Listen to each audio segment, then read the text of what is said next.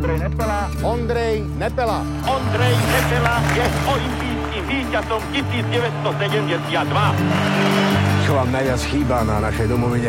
Halušky.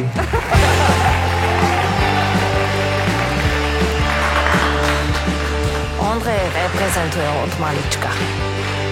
Vyhral všetko, čo sa vyhrať dá. Dokonca ste že vraj dostali ponuku vystupovať v zahraničnej ľadovej show Holiday on Ice. Budeš to milovať a oni budú milovať tebe. Pre neho by to bola zaslúžená odmena. Kdyby bylo po mým, tak už sedíš v tom vlaku do Německa. Len treba ten papier. Jenomže jsou i vyšší zájmy než naše přání. To je ako teraz myslíte?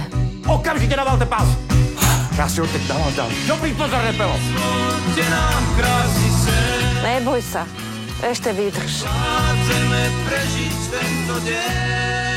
So všetkými som sa už rozlúčil. No tak potom budeš musieť za to zabojovať. Život nejsou jenom povinné cviky, ale taky volná jízda. Zvonky, zvonky, zvonky. Zvonky, zvonky, zvonky. Občiansky preukaz! Občiansky preukaz! Stojte! Punčáky. Koľko? Celú tácku. A už teraz posvetné radostné takty hudby. Dívajte sa na tú harmóniu, na tú symfóniu športového majstrovstva.